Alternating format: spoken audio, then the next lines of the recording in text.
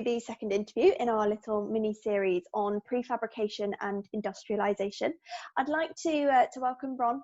He is a partner at Hinkley, Allen and Snyder, and you're joining us obviously to dive a little bit more into the recent consensus docs agreement that's been released. I know you've been working on, and obviously will be joining us at Prefab Connect in January to discuss, as it is the first ever prefabrication and modular agreement for the industry, no less. But before we do go into that and I launch into some questions on the specifics, I think I'd like to hand over to you to introduce yourself, Ron. I know there will be people in our audience who already know you and know your work, but certainly for those that don't, and maybe those people that are joining us from all those exotic global destinations that we've got here in January, why don't you tell us a little bit more about yourself and your work?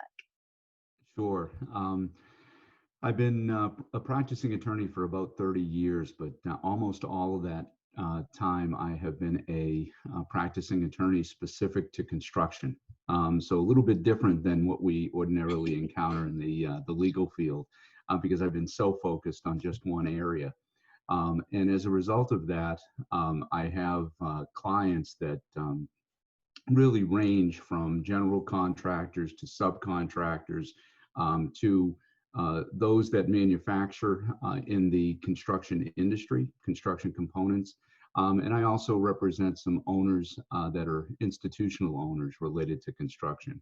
But years ago, I started somehow becoming more specific to the prefab and modular industry, and represent quite a few prefabricators and modular builders. You got the bug. I think it's happened to us all. You know, I keep on saying, Exactly. I don't really know how I got here, but first of all, we fell into construction, and then after falling into construction, I kind of found prefabrication, and since then, you know, become a little bit of a fangirl for it, I must say. That's exactly right. Yeah, it's been sort of a fun ride to in how you get there, but I'm glad I'm there. I think it's one of the most exciting things to happen in the construction industry in my lifetime. Yes, absolutely, and it's growing, right? You know, I always think back to even just the events that we've been running sort of 5 years ago, even, which is nothing. And if you think about sort of the growth of prefab, offsite, modular, it really is, well, you know, a pin drop. But even since then, it's amazing to see how much change has, you know, happened in the industry, from just the investment levels. You know, we very much saw this as a bottom up type approach, and now we're starting to see more clients investing, you know, more architects coming into the picture and wanting to embrace offsite construction, wanting to know what DFMA is and how they can help, and we're starting to see that convergence, right, of all of these different tools and all of these different, what we would call traditional stakeholders, into one. And I think, you know, that's a lot of, I suppose, where this agreement comes in, is trying to rethink that and understanding, I suppose, you know, what hasn't been working traditionally, and how we can do that. I mean, obviously, just to touch upon that then, I suppose, I mean, what led you to sort of on this venture? You know, I appreciate you've been in the prefab and modular space for a while, but where was the new agreement born? And I suppose, tell us a little bit more about that journey specifically.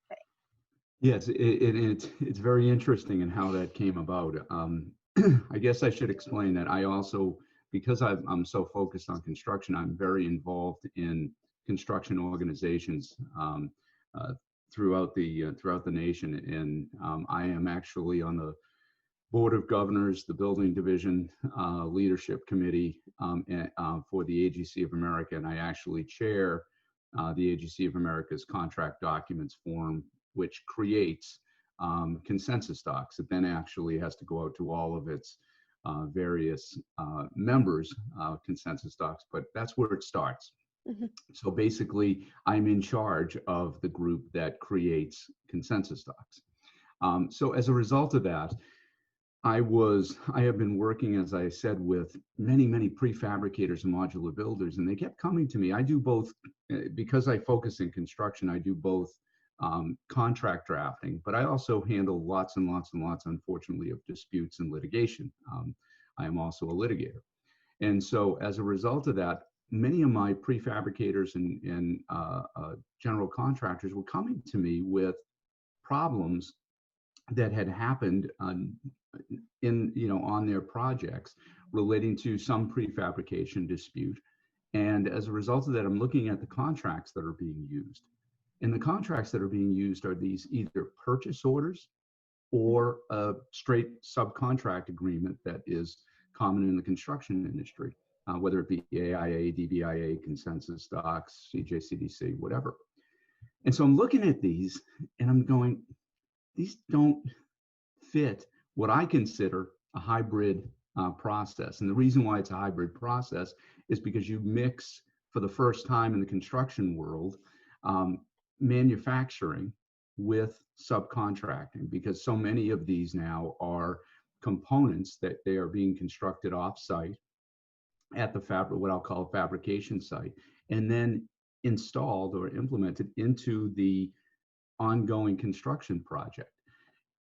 Those mix now, manufacturing and subcontracting. And as a result of that, you have both UCC, which got the law that governs manufacturing, and common law, which governs subcontracting. And as these problems were coming in, I'm looking at it going, well, you've got a purchase order here, and a purchase order doesn't fit the subcontracting work you did because that's a service under common law. Or they're coming to me with a subcontract agreement. I'm saying that doesn't fit your manufacturing part of this, which is governed by the UCC. So you're using a wrong contract, and they're saying, and so I was getting inundated with, Ron, will you create a contract for us? Will you create a proper contract for us? So I have been doing that. And finally, I went to senior counsel, Brian Perberg at AGC of America, and said, Brian, we need a prefabrication modular building contract because of this hybrid process. We need to take care of it somehow. There's a real problem in the industry, and in the construction industry members, GC, subcontractors, prefabricators, are out there doing things improperly and contracting these things improperly and getting themselves into a real problem relating to risk management. So he said, I'm not sure I follow you, Ron, but I have faith in you. So can you lead a group? Would you like to lead a group? So we did, and we created a group that we invited prefabricators, general contractors, subcontractors, owners, insurance, sureties, and we had a great participation, a fantastic participation. I will give a shout out to Tom Hardiman, who is the executive director of Modular Building Institute. He got many of his members to also work with us. And we began about 2 years ago creating this document. And we had lots and lots of great, really, really great discussions on how it should be done, and a lot of disagreements, which is wonderful because it really stimulates that creative thought process on how should we come at this first in the nation, first in the world that at least that I'm aware of, form construction document that takes into account all these issues that are true in prefabrication and modular building. And so that's sort of the lead into this as to how that document got created. It's really a fabulous story and fabulous input by a lot of brilliant people. Well, I think 2 years, to be honest with you, is a feat in itself. I definitely wouldn't want to be tackling this. I think we often talk about all of the project mentality. Everyone treats every project differently, and I can only imagine sort of the number of different thoughts and perspectives that went into this, and gathering that together to obviously release that this year must have taken something. we had some real knockdown, drag out discussions, and I will tell you, there were some people that dropped off of it. We had some individuals, and I certainly would never name them because I respect what they their thought process, but someone came in and said that we manufacture.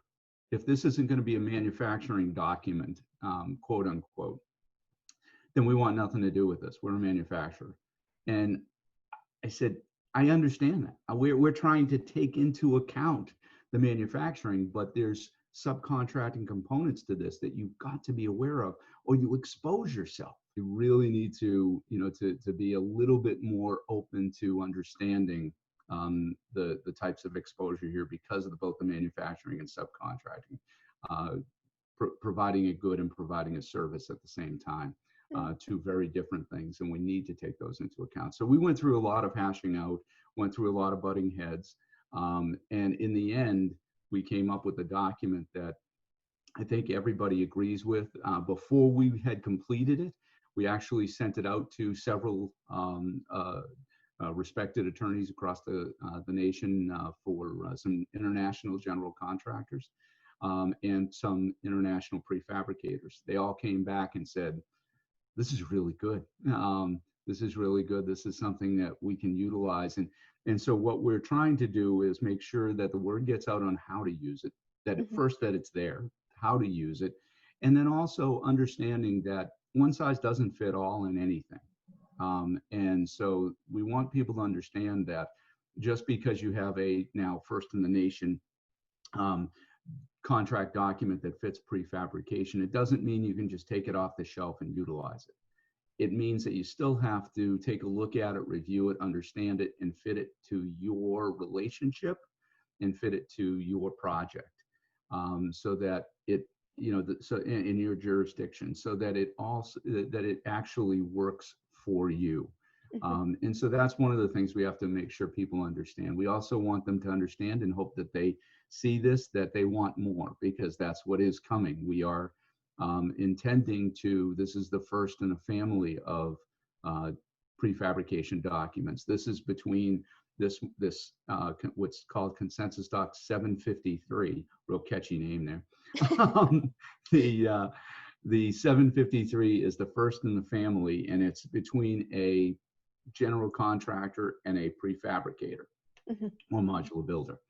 And it does not take into account those contracts between an owner and a prefabricator or a modular builder. That will be next.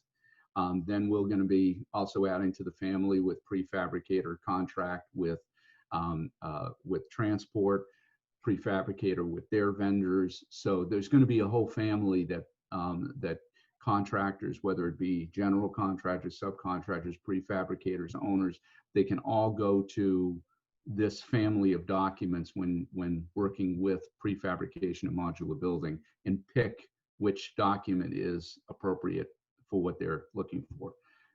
This is just the first one in that set. So, and I think that's the beauty, it's right, exciting. Of the industry right now. This isn't an industry that's established. This is an industry that's quite nascent, really, when you think about it. If you work with one modular builder, it'll be completely different to the relationship you have with another modular builder. And I don't think, certainly for those people coming to this for the first time, quite a few people sort of, they go, but it's a modular builder, and that's what it is. But it's not that easy, and it's not that simple. And actually, it is going to evolve, and it's great to hear that people can take that and mold that.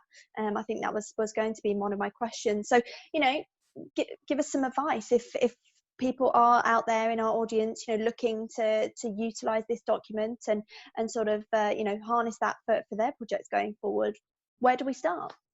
Yeah, it's a great question. So I think one of the things that they're going to see right away, first you're going to go to consensusdocs.org, which is where you find consensus docs. You're going to look up 753, that catchy number. We'll have it in big letters. Sorry, I didn't pick the number. Right.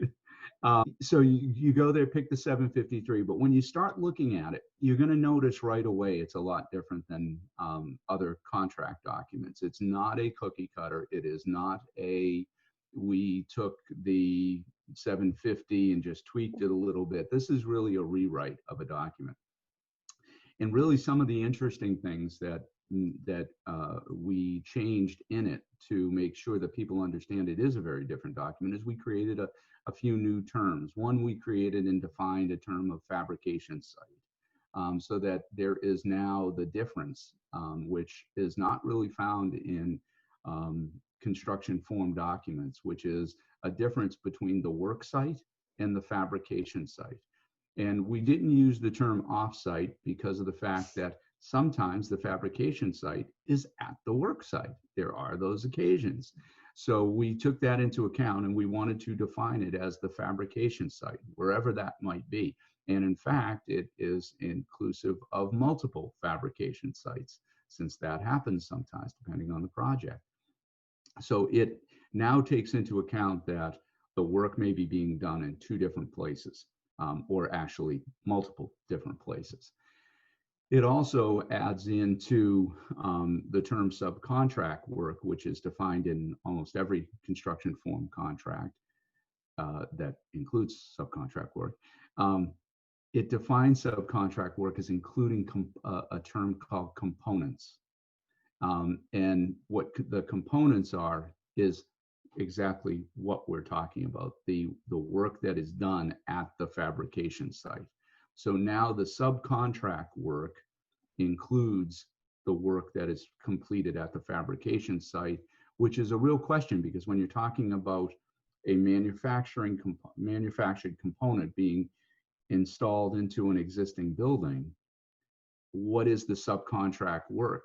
Because some people would say, well, that doesn't include the manufactured component part of it. The subcontract work is just what goes on at the site. That's the service. The other part was a good. Well, we have now combined those by defining under subcontract work the work that goes on at the fabrication site. So if you are incorporating now into the subcontract work this work that goes on at the fabrication site, you do create an issue, because you do create an issue now of, if that's part of the subcontract work, what goes on there is governed by common law. And so now that brings into question some issues relating to a GC's ability to inspect the work, licensing issues. Are licensing issues consistent with what is at the site versus what's done at the prefabrication site? OSHA issues. There's a significant amount of issues that are created by pulling the fabrication site under the subcontract work.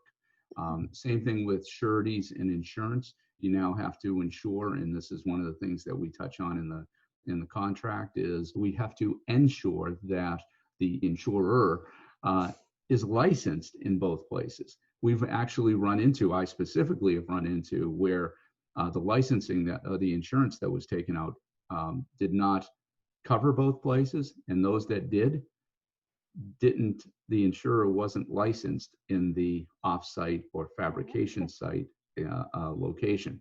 So we have to make sure of that, and that's covered in the contract.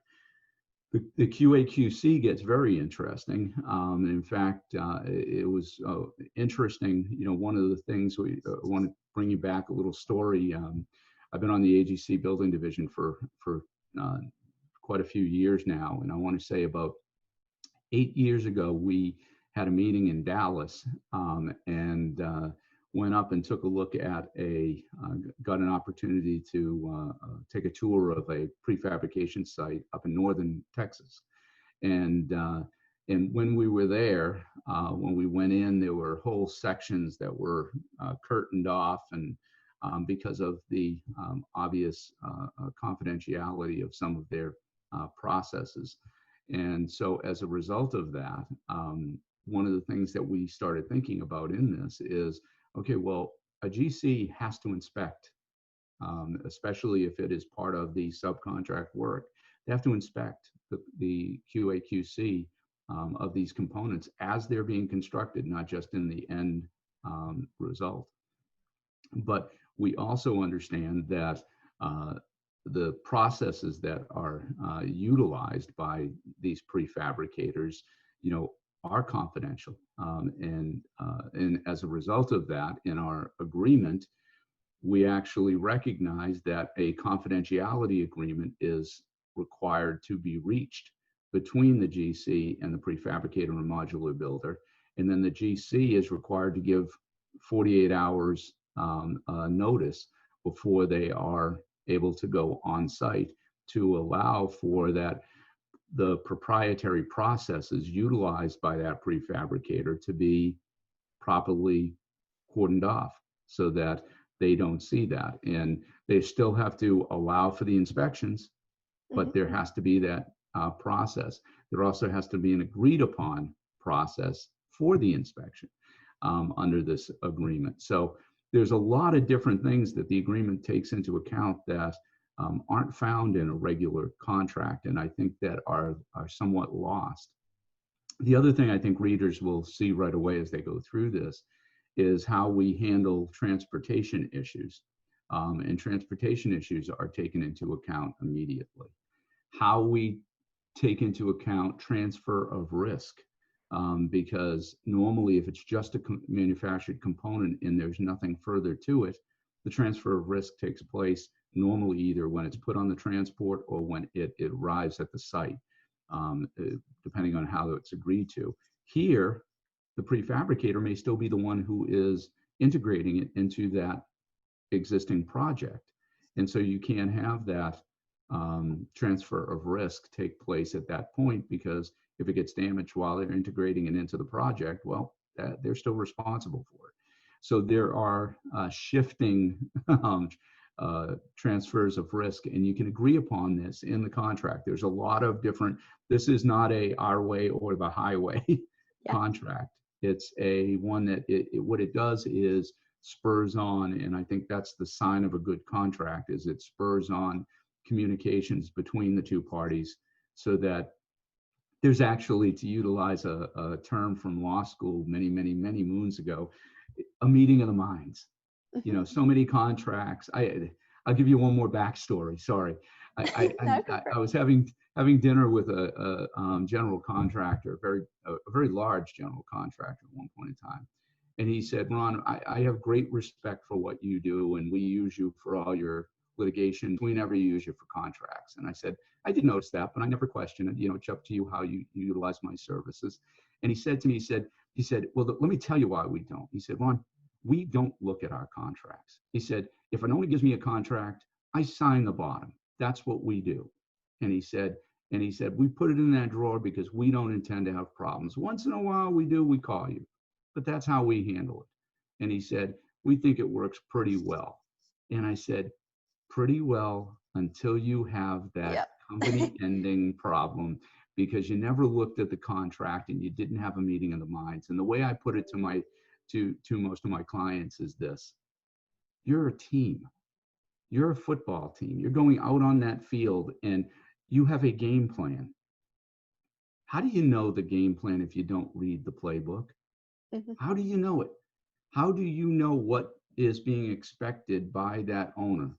How do you know what the game plan is into constructing that building? I understand you might know the plans and specs, and you might have looked at that. You might have set up your scheduling appropriately and all of that stuff. But if you haven't looked and really discussed the contract, not just looked at it, but discussed the contract with your teammate, whether it be an owner, whether it be a prefabricator, whether it be a general contractor or a subcontractor, whoever that other relationship is, you need to discuss that contract. It doesn't have to be adversarial.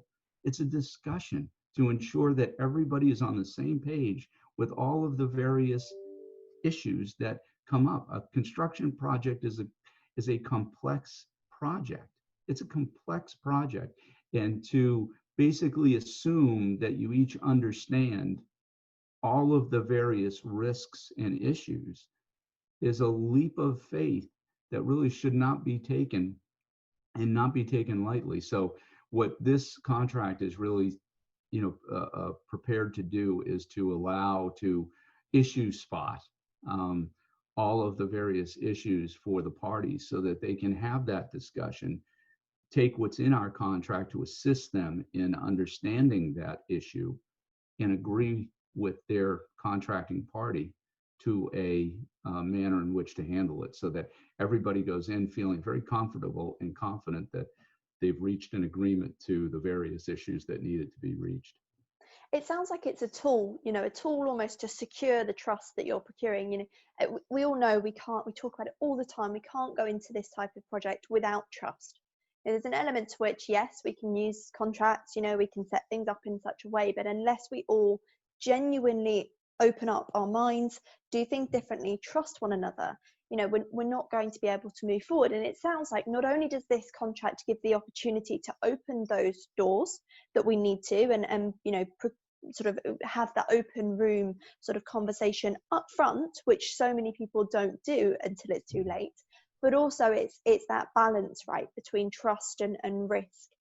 When you see teams come to this discussion and actually they need to go beyond just the contract, we need to actually sort of think in a different way. I mean, what advice do you have for those teams going into that situation? I mean, it's not easy. We're also used to doing things the way we've always done it. But I mean, what needs to happen? What more needs to happen beyond the contract itself to get people in the right position to go into these projects? That's a fabulous question, Nicole. Absolutely fabulous. And it really is, because I think it goes to the crux of one of the teachings I do when I do these webinars and presentations, is to explain to people, listen, I get parties all the time who come to me, whether it be an owner, a general contractor, prefabricator, come to me and say, Ron, I need something that really covers me completely. I need a very aggressive, whatever you can fit in there, whatever you can slide in there. Yeah. Please do. Makes it sound like a dirty deal, doesn't it? An underhand kind of slide it in. Well, that's exactly right. And so I always look at them and say, are you really sure you want to do that? I can do that. Yeah. But are you sure you want to start a deal that is, one that you're going to be working with this party for the next year, 2 years, however long this contract or project is? And not only that, do you really think that they're not going to catch it? And if they do, what does that do to this relationship right off the start? It's sort of like, I'll put it into domestic law terms. It's sort of like, cheating on your spouse, on the very, at your wedding day, because you're about to sign that contract, you're about to enter into that relationship, and you're already saying, how can we stick it to them?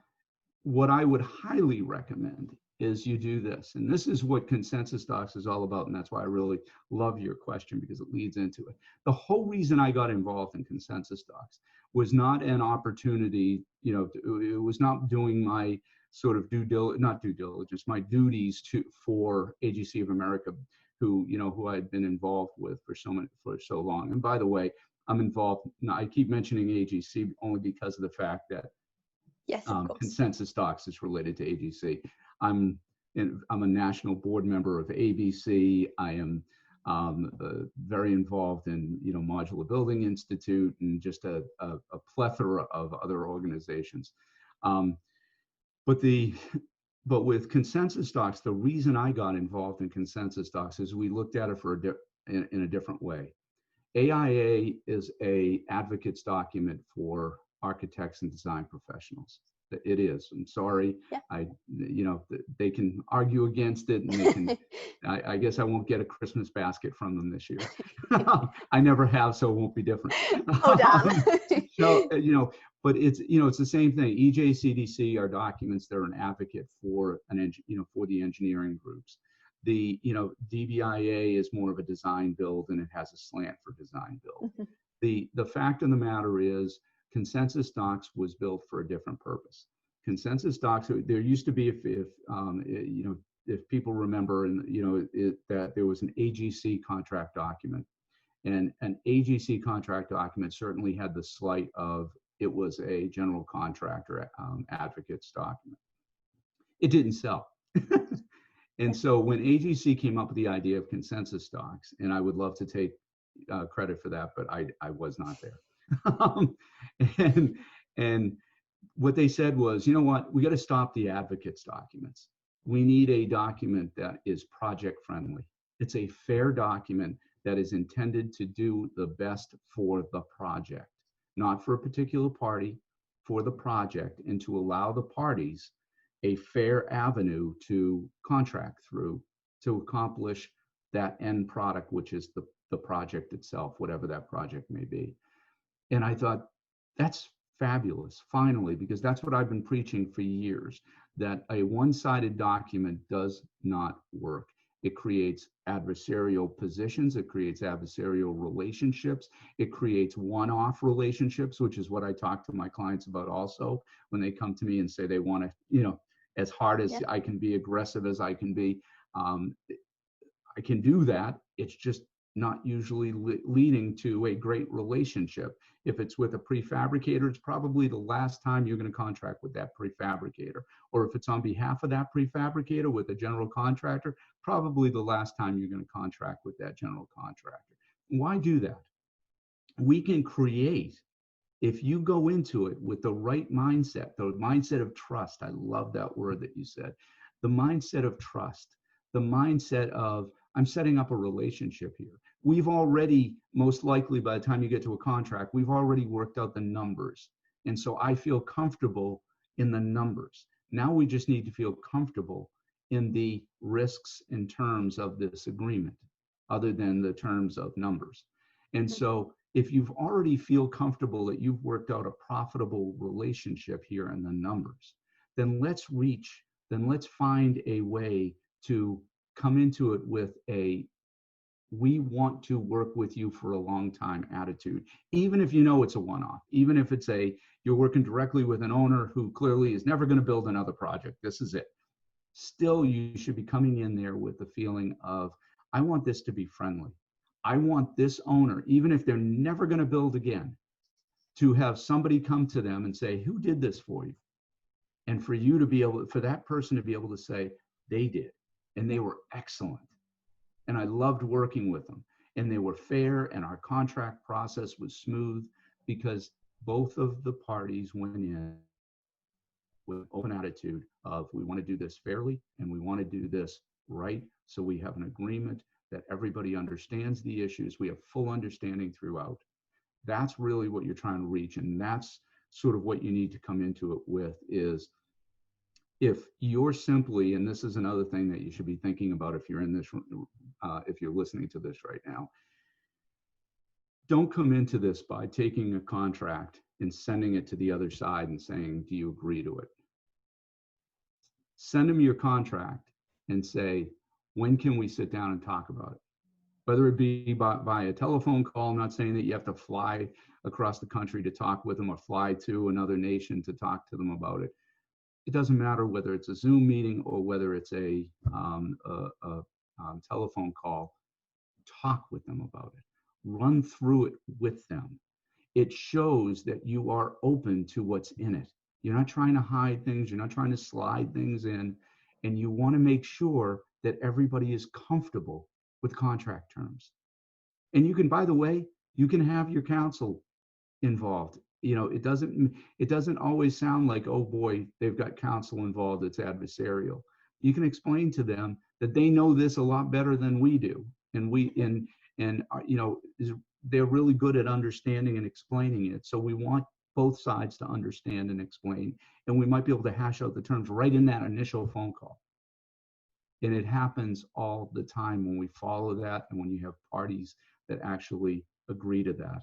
And those are the jobs I don't get calls on relating to litigation, because you just don't have those disputes. The parties understand and have accepted things. Yeah, and I think this really plays into one of the major sort of themes that has come out of this year. Obviously going into writing this document, you weren't to know that we were going to, 2020 was the year of the pandemic, and we were all going to, look at things differently. But what it has done is highlighted supply chain integration and the need to think about the supply chain in a completely different way to be able to have that agility and that stability that we're going to need going forward to protect ourselves against something like this. We all suffered this year. Well, majority of people suffered this year, not all, but it's definitely thrown that into the mix. And I think now more than ever we're having to think about this and having to think about this is a long-term relationship. The more that we can have that integrated supply chain, not just for prefab, not just for modular, but certainly going forward, you know, the better it's going to be. And it's this type of tool that's going to help us to get there. It's interesting, you know, we saw a couple of years ago the sort of word on everyone's lips was vertical integration. And at the time, you know, I think it was something that has definitely worked for some people, but for others, you know, we've seen this year a lot of the troubles with productization, localization. We've, you know, lost some modular firms that we thought and had high hopes for at the start of this year, so quite sadly. And this comes back to that relationship. You know, you need to forge relationships with the traditional supply chain to solidify your position in the market. And I mean, what's your take on that? And I appreciate I'm quite passionate about it and then coming at it from my side. But, you know, looking at right now where we're at coming through the pandemic and moving forward, how do you think, you know, that supply chain integration and the way people think about the supply chain is going to change going forward? I think the supply chain is one of the most interesting casualties of the pandemic. And I think it's something that people don't take into account enough as they're looking at jobs, as they're looking at projects, and as they proceed in their own, if they're in more of a manufacturing process, in that process. And we've already seen incredible interruption in that supply chain, normal supply chain, I should say. And as a result of that, one of the things you bring up a great issue, Nicole, and that is that aside from the consensus stock 753, remember that number, 753. You can picture it all fives and then subtract, add two of the five and one side. Yeah, that's it. Right. Makes sense. And subtract. What I was actually going to say is that you bring up an excellent issue in the fact that COVID has created a need for what we've been utilizing as a COVID-19 rider. And what that rider does is discuss the numerous impacts that COVID can have on a project. And one of the major ones is supply chain interruption and material price escalation. And material price escalation a lot of times comes out of that supply chain disruption. And so one of the things that it allows parties to do is to discuss these issues directly. Obviously, labor shortages arise out of COVID, et cetera, as certain areas are affected more significantly by the pandemic. But it talks about how the risk needs to be shifted relating to those issues, and at what point in time do those issues get shifted. And it really is critically important that parties think about those up front, because I know that parties sort of at the beginning of the pandemic, everybody just sort of lumped in, well, we've got the force majeure clause, so that covers us. And one, it didn't cover everybody as much as they thought it might, because force majeure was very critically defined by a lot of courts. In fact, that was the standard prior to COVID-19, was to strictly construe the language within a force majeure clause, and there were very few that actually included a pandemic in the force majeure clause. I'd hope not. Yeah, exactly. Right. And so it was one of those things where now we realize that a force majeure clause is not going to cover you for something that's already ongoing and known about as you start a new project. And so as a result of that, you really need to understand, come to an agreement with the party that you're contracting with, relating to all of these issues. And one of the major ones is supply chain interruption. And so they have to be aware of that. One of the things that I'm trying to get across to all of the institutional owners I represent is to make sure you're talking with your design professionals, because design professionals is really where all this starts. And I know that some of our contractors, some of our prefabricators have design professionals that work within them, and they really should be sitting down with them to discuss, where are these being sourced? Mm-hmm. You know, where are the products that we need for either our component that we're prefabricating, or if you're in charge of the whole project, where are the materials and products that we're specifying for this project sourced. Because if they're sourced from areas that we know right now are either A, high in COVID, or B, have a rigid import-export requirements because of COVID. In other words, there are barriers at the borders, and your product is going to get quarantined for quite some time. You need to start thinking about that. Are there shortages based on COVID and the shutting down of manufacturing plants in various areas? And I will tell you, I was actually involved in one, a little side story. We had a pretty major project that had a piece of equipment. It was actually a demo piece of equipment for the project itself early on. And I won't even, I'm not an engineer, so I don't want to, it was something to do with the chains in this very rare piece of equipment. There's only a handful of these pieces of equipment in the world. And they had to immediately look to where the chain was, this specific type of chain was manufactured. I will give you one guess. This was back in, I think it was late January, early February. It was manufactured in a little place across the world called Wuhan, China. And at the time, it was like the only place in the world that had the pandemic. and as a result of that, there was huge delays in the project. It stopped the project dead. I mean, that project was going nowhere because of the fact that it was part of the demo. And without this piece of equipment, they couldn't do the demo. So it literally just stopped and delayed the project for, I think it was like 6 weeks because of this one component that they could not get from Wuhan, China. So you need to look at, that was a very rare case of a specific component on a piece of equipment. But when you're looking for what materials manufacture your prefabricated component out of. If there are different places to source it, that's great. And you can start picking and choosing where those sources can come from. But if you are looking at manufactured components that only have a specific spot where they come from, and it may be a troublesome spot, I think it's worth noting in the contract itself, and to make sure that if you're not going to shift that risk, that you know that you're going to have to accept it.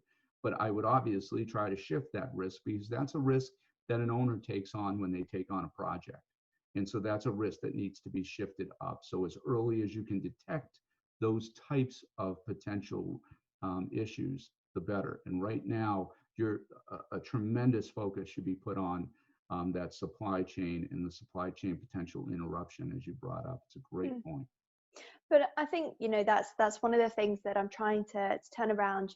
For a lot of this year, we've talked about the disruption of 2020. And actually, yes, we can always look back at it and it will be a disruptive year. And there were definitely things that, happened this year that we will never want to happen again. But with that comes a need for change and awareness as well. And I think that piece is the thing that we need to take forward, is the awareness that actually things aren't okay. We can blindly sign contracts all we want, right? But if we continue to do that, we're going to put ourselves back in 2020 for whatever other reason it may be. It may not be a global pandemic, but it will probably be something that you didn't expect, right? And you didn't think about at the start, unless we start to take that awareness forward. What my hope is, Nicole, is what comes out of 2020, this horrific year, is that people recognize that there is a need, that things do happen, and there is a need for contracting. I think too many, especially in this industry, too many individuals, they know how to manufacture a product. They know how to build a building. They don't want to be bothered. Nobody wants to be bothered by things that they don't know how to do, or they don't feel comfortable with. Let me put it that way. They don't feel comfortable with. And so what I see in this industry so much is a blind eye towards the contracting part. No, I gotta I got a purchase order or a subcontract that we use from my buddy who, used to do pretty much the same stuff. And we use that, that's our contract. I hear that all the time. And it's because they don't really have an expertise in it. They don't really want to deal with it. And what my hope is that because of the issues and disruptions that I agree, I'm certainly hoping that those are in the past and that 2021 will bring a breath of fresh air and sort of a spring.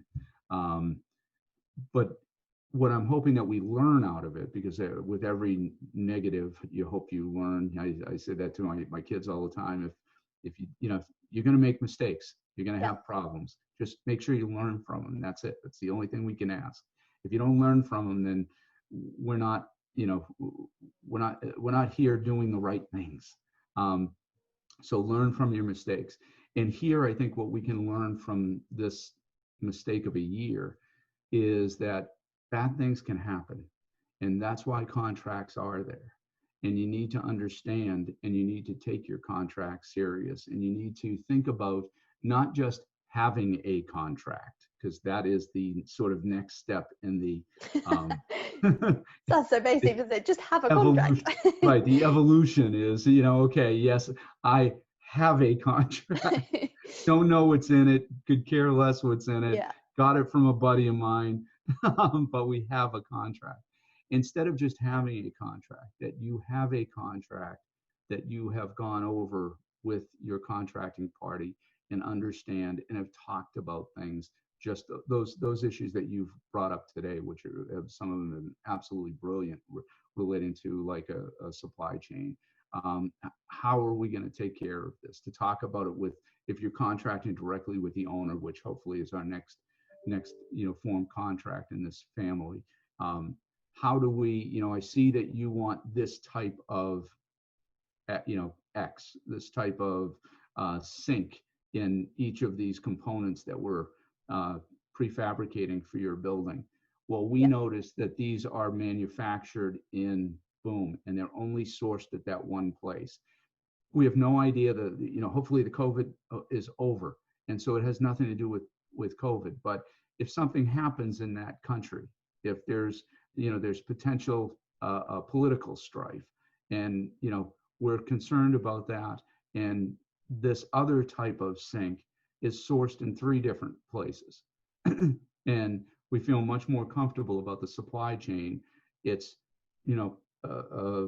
X amount of dollars more per unit, but we think it might be a little bit more predictable from a cost perspective and from a scheduling perspective, given that it's sourced in 3 places. Can we utilize this? And let's put that right into the contract terms, or at least to give us that flexibility. Yeah. And that's what we talk about so much all the time with prefabrication modular. It's about predictability. It's about that certainty. We've gone past the years where we were talking about cost savings, all the time savings. Yes, that can happen. But at the end of the day, for the majority of projects that we see, it's around certainty and predictability. And if there is, nothing that has been underlined more this year, it's the need for that. Right? No question. You can risk it if you want to go risk it, but let's just stick with the certainty, stick with the predictability, and I think we'll all be quite happy for some years to come. But the other thing is, don't be scared to step out of your lane and talk. Say if it's on your mind, it's on your mind for a reason. We've definitely seen, too many people shy away from stepping up and having that conversation because it's the way we always did things, or that's my role because I'm the architect, and actually we need to start talking. And I think that's a very powerful message that we certainly need to get out, and obviously will be in the coming months. I can tell you, Nicole, I think that was one of the biggest advancements that was made in the construction industry was the fact for so many years we had the design, bid, build, and everybody worked in their silos. And if you were a contractor and you saw something going wrong in the project, you had to figure out how to get it, fixed. You didn't tell the owner about it yet. You didn't tell the architect. If the architect designed something and his designs were incomplete, he didn't notice anybody or tell anybody about that. He had done his job to the extent that he had promised in his contract with the owner, and was leaving it to the contractor's peril. And so it was a silo process. And I've seen that, broken down now with obviously integrated project delivery, broke that down, brought them together, created that communication. Design assist processes now break down that and put it together. But I'm seeing just traditional contracts now bring in that communication. And I will tell you, we do that in our contracts that we create. That there are provisions that require those types of communications, not just notice provisions. We're not talking about you have 7 days, we're giving you a cure period to take care of your defect that you created. Yeah. It's a well before that, the communication that's necessary on a job site, because of the fact that we've got to break down the walls of this was your mistake, so you stay silent and you try to fix it until it's too late. And then you go to the owner and say, oh, by the way, we're going to be a month late on the project, 30 days late on the project. And we're still not really going to tell you why, because of the fact that we're going to try to blame it on some other things. We really need to break that down so that the communications are no more silos. The communications are smooth. People can work together to get through that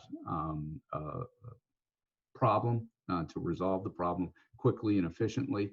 And I will tell you that I am a huge advocate. I have been the contracting attorney for a number of integrated project delivery projects. And as much as I'm a big fan of IPD is also very scary to a lot of owners and design professionals. And I understand why. Don't get me wrong. There's a going back to the trust, there's a huge leap of faith into that trust category, a massive one. But there's a lot of space between traditional contracting and traditional contracting delivery methods and IPD, huge space. And so what I am a huge fan of is what we call IPD light or IPD-ish. Mm-hmm. And I wish more owners, contractors, and design professionals would look into that when they're discussing projects, because I think that we have to get away from the silo approach to be able to build properly. To me, the ultimate project is an IPD project that uses prefabrication heavily. It's the most efficient. It takes us into a whole new ball game, utilizes the technologies and advancements that the industry has recognized, and it's just been to me that's where we should be. But we're also, every nation is a little bit slow in getting there, and we're tagging along. But IPD light and IPD-ish, in other words, stealing some of the collaborative ideals of full integrated project delivery is really where we need to be. And it's really what then leads to the use of prefabrication modular building in the contracts like Consensus Doc 753. And we have no excuse now, right? You touched upon it. We've got the tools, we've got the contracts, we've got the technology that allows us to share this information. Right. The thing standing on our way is ourselves. Right. As much as I hate to say it, it's a human nature thing. It's just taking that leap of faith and putting yourself, exposing yourself a little bit, really. And we will do that. We will get there, like you say. But it's been a sort of snowball that's picking up pace. And I think that's the exciting part, right? We've definitely seen this year sort of push us in the right direction, and certainly, we're going to start the new year in the right way. We hope with the Prefab Connect event. I'm looking forward to seeing a lot more about exactly sort of the nuances of this contract and exactly how it's being adopted. But thank you for giving us this sort of brief little bit of a taster today and joining me. I really do appreciate it. And as I say, looking forward to seeing what's next in January. Same here.